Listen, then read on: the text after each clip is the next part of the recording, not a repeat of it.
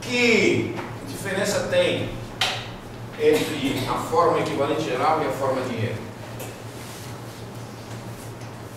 A única diferença é que a forma equivalente geral, que pode ser regional, localizada, né? No tempo, no espaço, ela pode ser um ano, depois desaparece, pode ser um período maior, desaparece, pode ocorrer numa região e não ocorrer em outra. Isso é o equivalente de forma geral. Quando ela começa a ganhar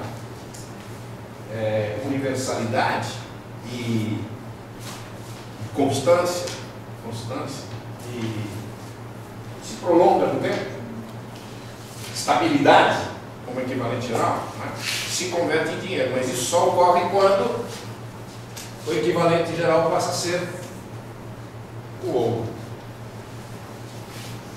E quando o ouro passa a ser o equivalente geral, aqui ainda é forma geral, forma dinheiro. Então aqui é o ouro, que vai funcionar como um material, como a representação social do valor e da riqueza.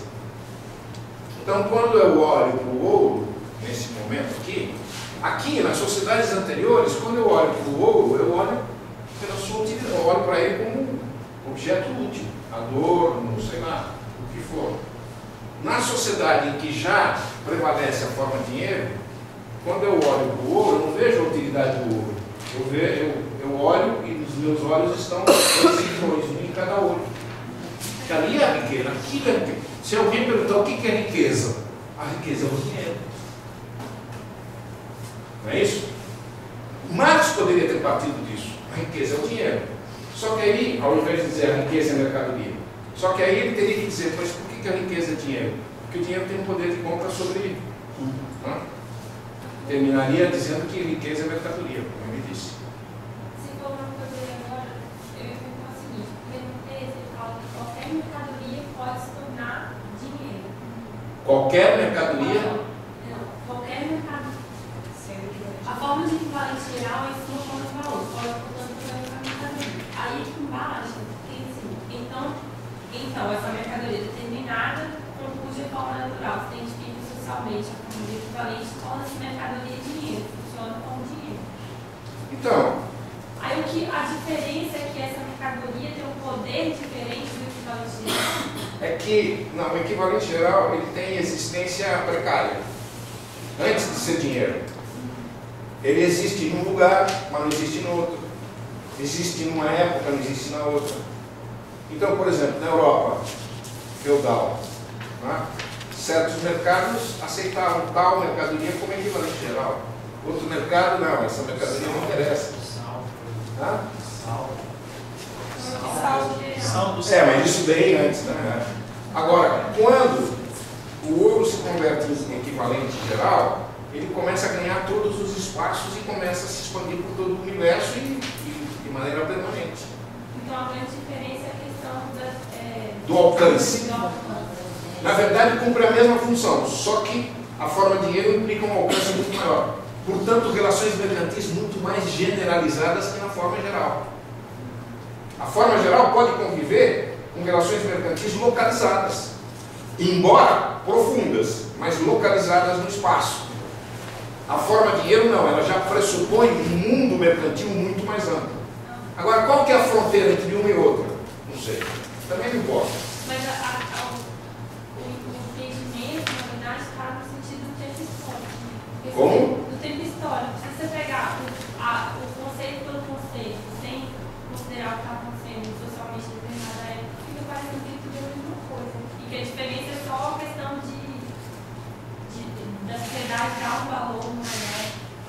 Mas digamos, teoricamente é importante a diferença, porque se uma mercadoria diferente do ouro assume, e mesmo o ouro assume em estágios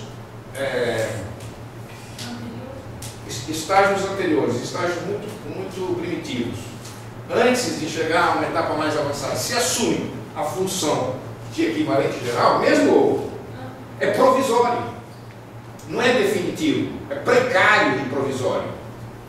O ouro pode estar funcionando agora como equivalente geral, numa sociedade em que as relações mercantis estão tão estendidas. Mas amanhã ele deixa de funcionar como equivalente geral e passa a ser um livro. Pode. Agora, quando ele chega, as relações mercantis se estendem muito mais, não tem jeito. Por exemplo, dinheiro mundial só pode ser ouro. Não pode ser outra coisa. Não pode ser milho. Pode ser petróleo. Tem inconveniente. Embora seja uma mercadoria de consumo generalizado, tem um inconveniente. Vários inconvenientes que seja o petróleo.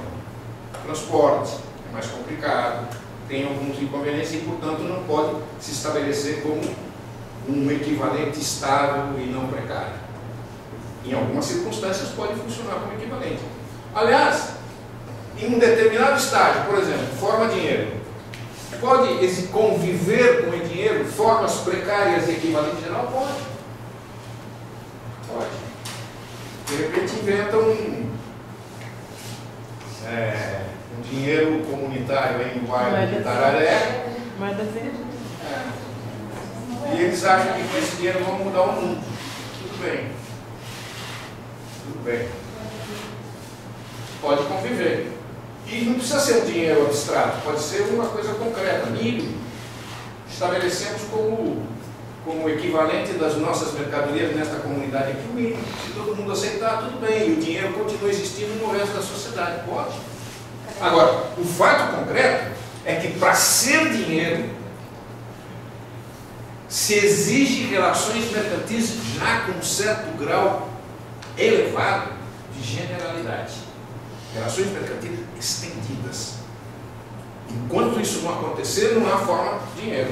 Pode haver forma equivalente geral. Então, estamos ainda no escândalo. Convivência entre as formas é perfeitamente possível. Inclusive forma simples. Hoje, certos lugares do mundo ainda pode existir forma simples de valor. Com certeza existe.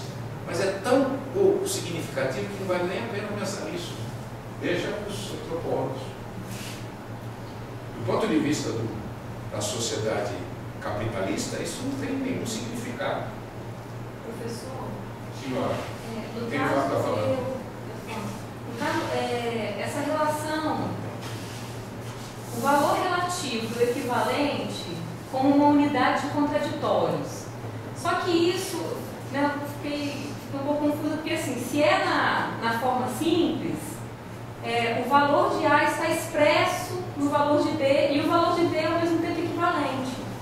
Então, essa oposição ela só se mostra quando há essa evolução? Claro. Porque no começo a contradição existe, mas ela é tão pouco significativa que tanto é assim que eu posso XA igual a YB, forma simples. B cumpre a forma equivalente. Mas também pode ser YB igual a A.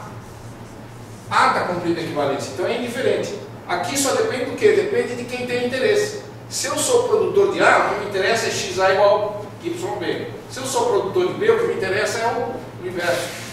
Então aqui, a diferença entre forma relativa e equivalente é a questão do ponto de vista do produtor. Aqui não.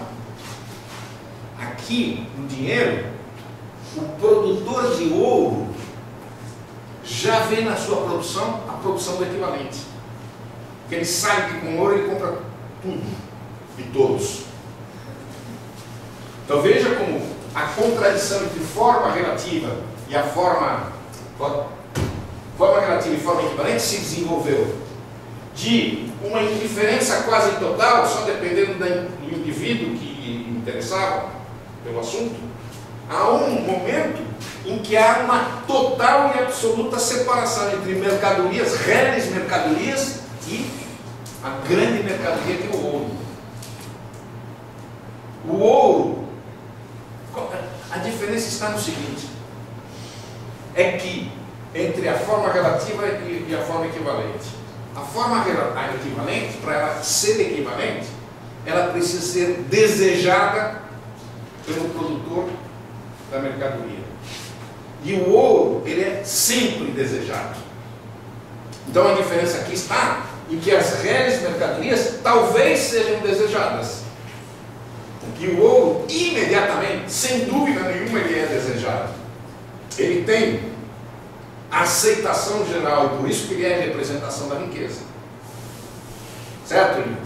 Certo, mas por que ele, se o valor, porque continua o valor relativo se expressando no equivalente, não é isso? Agora no dinheiro, certo? Dinheiro. Mas por que é um polo oposto? Se o valor daquela mercadoria A está representada ou manifesta no dinheiro, por que é o oposto? A forma do valor,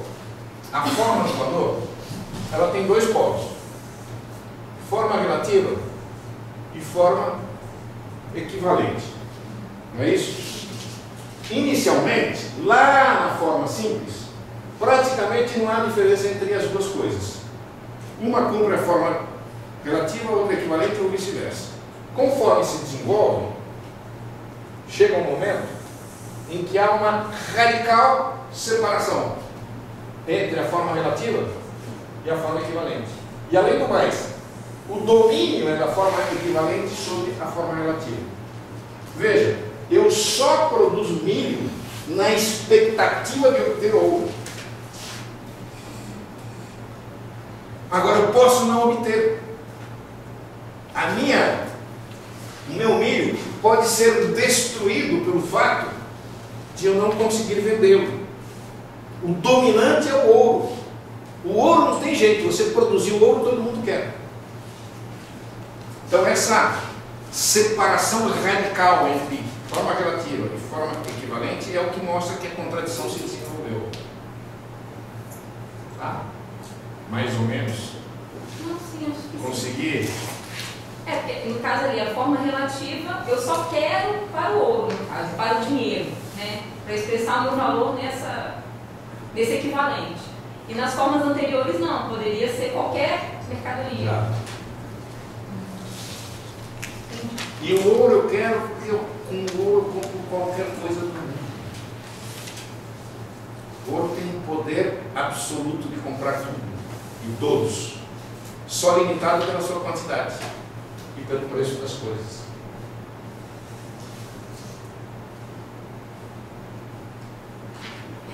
Nesse caso aí, a gente fez esse caminho, falou de uso, falou essas bolinhas. Aí nesse caso do equivalente geral de dinheiro. Então, aqui, o que vai acontecer?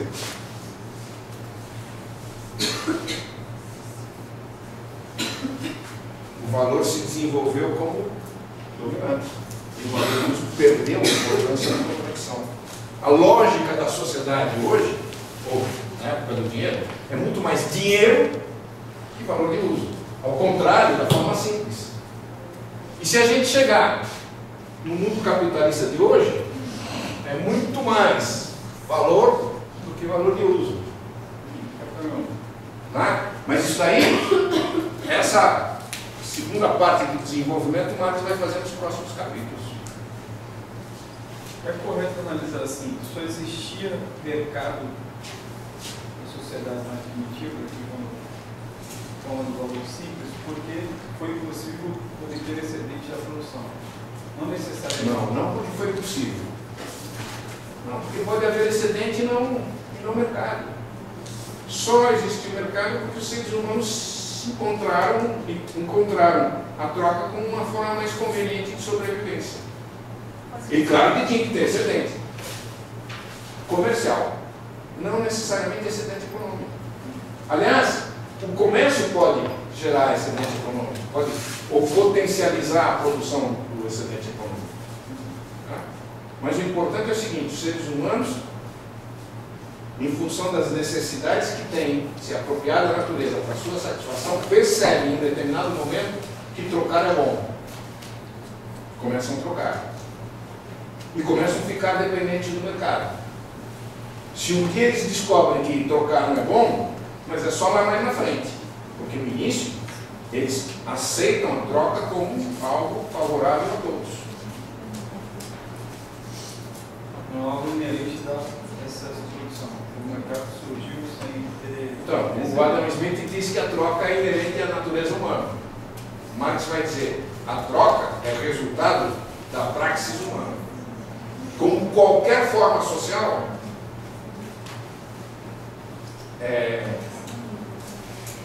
a forma mercantil é resultado da prática humana, do esforço do ser humano de responder aos problemas que surgem. Então, claro que as relações mercantis estão relacionadas também. Relações mercantis estão relacionadas. Por quê? Com o crescimento da população. Uma população muito reduzida não vai produzir forma dinheiro. Tem que haver um certo crescimento da população para poder ser conveniente ao ser humano uma troca tão generalizada.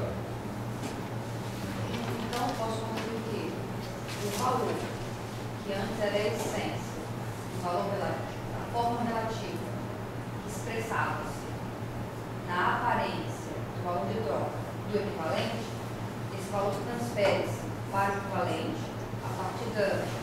Não entendi nada. Não entendi. Peraí, vamos por partes. O valor que estava era a essência da forma relativa, agora expressava-se no seu equivalente através do valor de uso. O valor que é a essência, tá certo? Só se expressa como valor relativo em relação ao equivalente. Correto. Que era o valor de uso. Correto. Com o desenvolvimento das formas da simples até a forma de dinheiro, o valor que estava Se expressa por si mesmo. ele é transferido para o equivalente, Correto. o qual vai ser um espelho do valor de qualquer mercadoria. Exatamente. E ele chega. Qual que é o final, o desejo do valor? Expressar-se por si mesmo, independente de qualquer valor de uso. Esse é o desejo. Não é? Ele quer o valor, quer expressar-se como valor. E de certa maneira, no dinheiro ele se expressa como valor. Porque no dinheiro, o ouro não está ali como valor de uso, está como representação de valor. Então, de certa maneira, ele se expressa como valor. Só que, apesar de tudo, há materialidade. Por isso que ele não se conforma e prossegue o seu desenvolvimento. E hoje, por exemplo, o conceito de capital fictício é a expressão máxima da realização do desejo inconfessável, ou sei lá, confessável, do valor aparecer como valor mesmo, independente de qualquer materialidade. Mas aí valor, pensando nesse processo de desenvolvimento das relações sociais, que são cada vez mais complexas, o equivalente passa a descer de valor, passa um valor geral, equivalente geral, ele não perde o lado do trabalho. Claro. É lá atrás. Ele perde o laço, ele perde. O capital fictício não tem nada de trabalho. Mas isso não significa que a teoria do valor de Marx, que diz que o valor é produto do trabalho, se violente. Não. Sim, ao contrário. Não, ao contrário, se reafirma a teoria de Marx, de que por trás da riqueza e do valor está o trabalho. Porque, veja, o capital fictício ele existe, mas ele tem consequências. E isso daí a gente só vai poder discutir depois. Digamos, essa dialética do valor em busca do descarte do valor de uso, do abandono do valor de uso como expressão de sua existência, tem consequências e consequências trágicas. Eu diria, digamos, o valor nesse processo, ele vai construindo o seu próprio túmulo. Ele vai construindo a sua própria destruição. Porque, claro que ele consegue se diferenciar cada vez mais, mas cada vez mais a sociedade é contraditória e tende a desaparecer. Isso não significa que vamos para o paraíso. Claro. Uma loucura esse negócio. Claro. O valor suicida. Não, mas eu sei. Qual que é a ideia de Marx? A ideia de Marx não é de processo, que todos os processos têm início, têm desenvolvimento, têm fim. Mas por si Como é que só... se explica o desenvolvimento? Tudo para Marx nasce, se desenvolve e morre. Como é a morte? A morte é produto do processo de desenvolvimento inevitável. Então o valor, a luta pela existência dele em abstrato, é a preparação da sua morte. Imagine que qual é a ideia? O valor, a ideia limite do valor seria o seguinte: desaparecer com o valor de uso. Não é? Quer dizer, o limite máximo seria o desaparecimento do valor de uso. Isso é possível. Se ele destrói o valor de uso, o que acontece? Os seres humanos desaparecem. Se os seres humanos desaparecem, o que acontece com as relações sociais? Desaparece. E o valor? Desaparece também. Ele está criando o seu próprio tubo.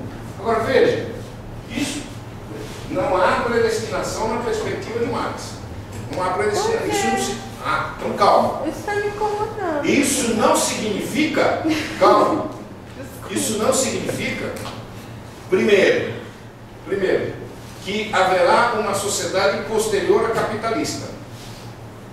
Segundo, que esse desaparecimento da sociedade capitalista será amanhã e que será de determinada forma. Nada disso. É perfeitamente possível que antes, ou melhor, que o desaparecimento do capitalismo seja o desaparecimento da própria humanidade. É perfeitamente possível. Quer dizer, teoricamente possível. Não estou dizendo que vai acontecer, o que não dá para saber, mas teoricamente é possível. A única coisa que você poderia dizer sobre o futuro, a única coisa, do ponto de vista da dialética de Marx, é que o futuro é diferente do presente. E que tudo que existe perece. E que se transforma. Em quê? Não sei. Não sei. Veja, em Marx não tem, você não vai encontrar em Marx a satisfação de pelo menos o futuro vai ser melhor. Não há isso. Não é nem nessa perspectiva. Até pode haver. Veja, até pode ser que o futuro seja melhor que o presente. Futuro, bem futuro, pode ser, mas não está garantido. O que está garantido é que o que existe perece. Tudo que é só. Não, eu só fiz é só que eu estou sentindo falta, talvez não é a hora, mas das relações sociais interferindo nisso. Eu sinto falta da esperança. Mas isso são relações sociais também. Não, mas isso exatamente. Sim. As relações sociais estão aqui.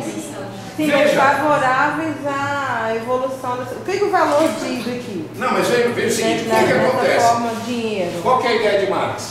É que o avanço da contradição na sociedade mercantil, particularmente na sociedade capitalista, vai transformando em cada vez mais antagônicas as contradições da sociedade e, portanto, entre as classes sociais. E essa contradição entre as classes sociais é o potencial transformador da sociedade em uma sociedade diferente.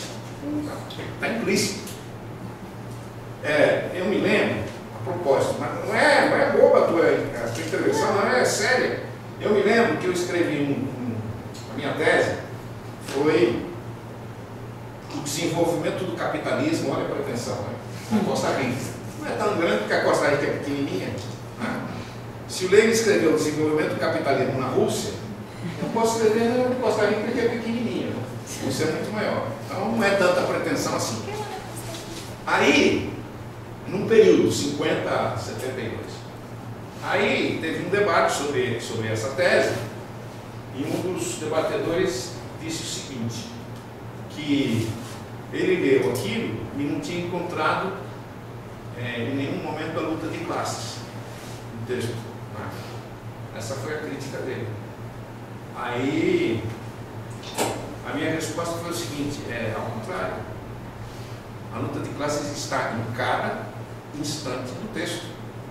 Quando eu falo da contradição entre valor de uso e valor, eu estou falando das contradições de classe, especialmente no capitalismo. Só que eu estou falando em um nível abstrato. E você está querendo saber como é que as classes vão se comportar nas próximas eleições, mas isso é outro nível de análise. Aqui está a contradição de classe. Né? Claro, não aqui. Aqui ainda são produtores independentes, mas aqui no capitalismo. Né? Já no dinheiro, com certeza. Não, a contradição também existe aqui, mas digamos, muito mais intensa aqui. Né? Agora, você quer uma análise concreta de quem ganha as eleições. Isso é outro nível de análise. Aqui, as contradições de classe estão no nível mais abstrato que se pode imaginar. Então, Marx, quando fala do valor do valor de uso, na primeira página do Capital, está falando da luta de classe. Só que, num nível tão abstrato e tão preliminar, que você não consegue perceber se você é um historiador e só pensa em história concreta. Né? Foi a resposta que eu... Mas é um assunto importante isso. Sem dúvida. Qual é a fala do valor? Qual é a fala do valor? O valor diz: eu sou o grande gostosão do universo. Eu sou capaz... Não, eu sou Deus. Eu sou capaz de prescindir dos seres humanos para existir. Eu não preciso de nada para existir. Eu me expresso como eu mesmo. Eu não preciso de nenhum de vocês. Claro que está errado. É impossível, mas esse é o seu desejo. Isso é o que ele quer. Ele gostaria que não houvesse nenhum ser humano para incomodar a sua lógica. Lamentavelmente existem os seres humanos, vai dizer o valor e a mercadoria. Por quê? Porque a mercadoria, o que ela diz? Eu não quero ser valor de uso. Só sou valor de uso porque esses seres humanos ficam incomodando. Se eles não existissem, eu seria a mercadoria iluminada, sem materialidade, a realização plena. Só que ela não percebe que sem seres humanos ela desaparece também. Ela vai perceber quando morrer, mas aí já não adianta mais. Essa linguagem toda parece só brincadeira, mas é a linguagem do fetiche. É a linguagem do fetiche. Também pode ter a lógica de manter os seres humanos só para manter essa lógica. Se ela for inteligente, ela nos mantém um sofrimento cada vez maior, sem exagerar muito, ela pode sobreviver durante séculos. E como tem feito até agora com a gente, com todos nós. O problema é que a mercadoria tem uma consciência tem uma estratégia tão elaborada. Né? A inteligência dela não vai até esse nível. De repente ela... A lógica do capital, a lógica do valor é uma lógica mais ou menos inevitável. Inevitável. A lógica da expansão. Então, Professor, desculpa interromper, eu ia falar. Mas o modo da gente ir conduzindo, né, da gente dar voz e fala pro valor, a gente tende a dar muita materialidade mesmo para isso. E às vezes eu fico com a impressão de que a gente é como se fosse algo distante de nós mesmos. É como se essas práticas não fossem práticas das relações sociais. É como se fosse, se a gente elegesse um ser realmente que existisse. E esse ser é o mercado, é o capital. Às vezes a gente não se percebe no meio dessas relações sociais. Não sei se eu consigo expressar. Perfeitamente. E a gente fica buscando eleger alguém. Eu diria o seguinte, essa é a lógica do valor e do capital. Nós somos, e sobretudo do capital, que a gente já está avançando, porque teria que falar do capital para poder chegar a isso. Né? Mas nós somos meros aspectos do capital, reflexos da lógica do capital, puramente, instrumentos do capital. Essa é a lógica. Puros instrumentos incapazes de reagir. E a natureza humana de rebeldia? Algum grau de rebeldia contra isso? Todos os seres humanos têm, pode ser menor ou maior. E é aí que se expressa, digamos, as contradições objetivas da sociedade se expressam como luta de classe, primeiro em abstrato, independente da consciência, e no concreto quando essa manifestação rebelde digamos, tem certa significação. Né? Então, o problema do capital é que o ser humano sempre tem algo de rebeldia, mais ou menos. Mais ou menos. E na medida em que as contradições se amplificam, o risco do ser humano aumentar o seu grau de rebeldia é maior. Esse é o problema do capital, só que ele não tem consciência disso. Né? Quando nós chegarmos no conceito de capital, vocês vão ver como o conceito de valor de Marx, tal como expressado aqui, é relevante. Mas já dá para perceber o seguinte: a diferença de profundidade de uma análise em que o valor é isso que a gente está vendo, e uma análise em que o valor é a quantidade de trabalho socialmente necessário para produzir a mercadoria, que é o ponto de partida das críticas que se faz a Marx. E mais, a ideia de que valor e preço se confundem, porque o preço está determinado diretamente pelo valor. Veja que diferença de análise. É coisa de ignorante para coisa de... Né, para a abstração mais criativa que se possa imaginar. Marx é realmente... A dificuldade está... Por isso que eu digo, a dificuldade está em compreender Marx. Camilo. É muito mais fácil criticar Marx do que entender. A compreensão de Marx exige um esforço que a maioria das pessoas não está disposta a cumprir. É bem menos do que a mulher. Só 5%. Vai sofrer. Essa discussão também me leva àquela ideia de que, para Marx, o empresário capitalista também é vítima do sistema. Claro que é uma vítima diferente, que toma champanhe, o trabalhador toma cachaça, mas ele é vítima também. Mas ele é vítima também. Tá? Ele é vítima do fetiche também, do fetichismo e da alienação. E muitas vezes ele é mais vítima da alienação que o próprio trabalhador. Muitas vezes. Acredita, né? Ah? E muitas vezes acredita que aquela forma de opressão é necessária. Né?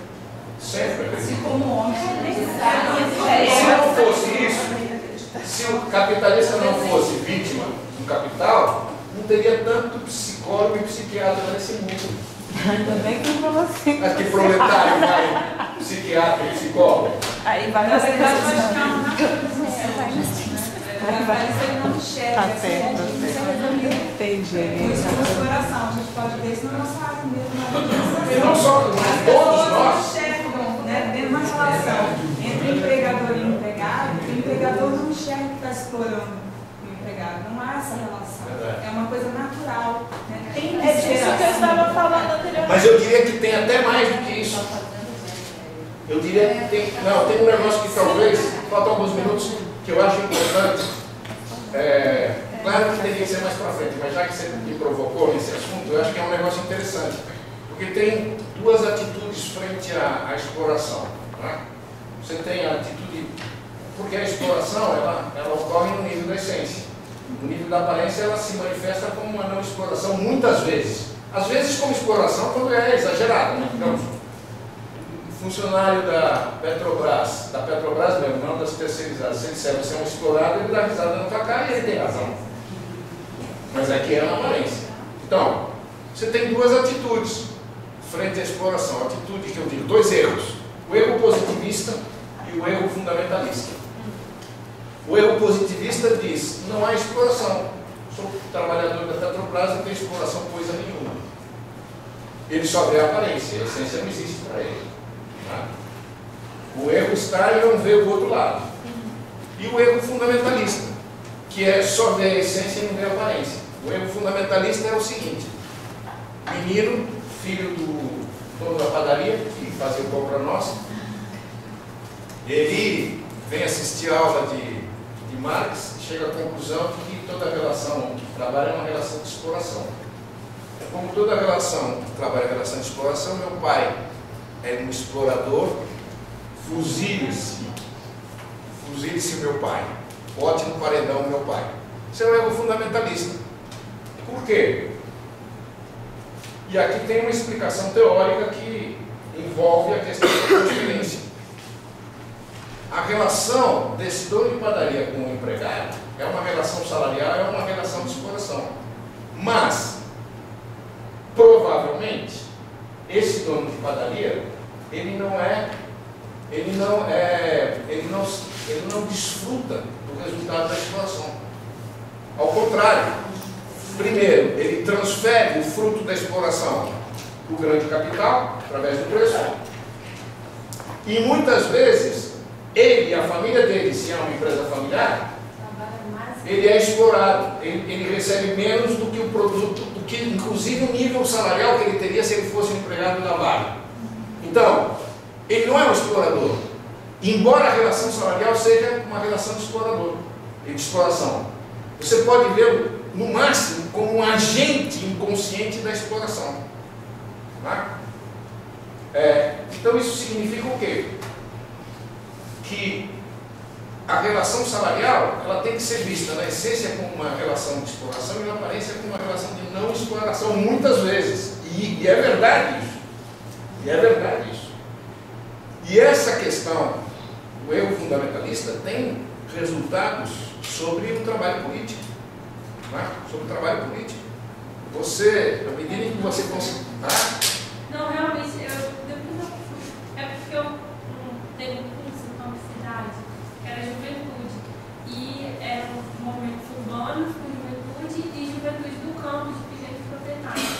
E teve uma das facilitações, era o Weber, e teve essa questão do meu grupo. Camponês é um explorador ele contrata um para colher um café com ele e agora ele virou explorador e tem que ir para o paredão. Porque o pai apareceu como um grande explorador do trabalho familiar. E do trabalho familiar ainda? Não, pode ser. Não, ele pode ser. Ele pode ser um explorador, mas pode não ser. Depende da forma como... Mas eu posso dizer que ele também é explorado? Não, pode ser. Claro. Veja o seguinte, o caso do padeiro, da família.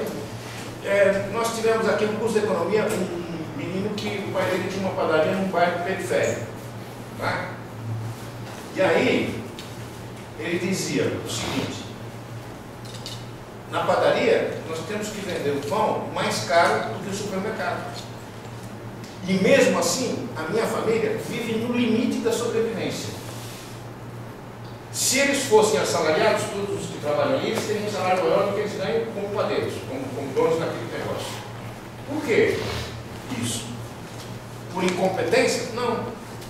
Porque no supermercado, o pão se vende aonde? Na porta do supermercado? Não. Por que vende lá no fundo? Só para você ter mais trabalho? Onde é que está? Eles vendem o pão a um preço impossível de ser vendido por alguém que só venda pão. O cara morre de fome se vender pão àquele preço. No supermercado, ótimo. Porque você vai comprar presunto, iogurte, queijo, e daí chega na praia e pão baratinho. O supermercado é ótimo porque vende um pão baratinho, né? Tá certo. Tá certo. E o padeiro, o que acontece? No máximo tem 2 pedaços de bolo lá, daqueles com mosquito em cima, e tem que vender o pão por um preço superior e não cobre a reprodução da família. Ele é um explorado. Agora, veja, e se ele contrata alguém e paga salário mínimo para trabalhar lá com ele? Ele é agente de exploração. Tá? Agora, de repente não, com certeza, a relação dele com o empregado é pior que a relação que uma grande empresa vai ter com o empregado. Porque a grande empresa pode, dado o seu grau de monopólio, pode sustentar certos, aspas, privilégios para os trabalhadores, enquanto que o pequeno não pode. O pequeno tem que pagar salário mínimo e olhe lá, sem carteira assinada, sem férias, sem coisa nenhuma. A grande empresa faz isso. Um exemplo típico disso, já foi a hora, né? Mas na zona bananeira, na América Central, você tem as grandes empresas internacionais que plantam e exportam.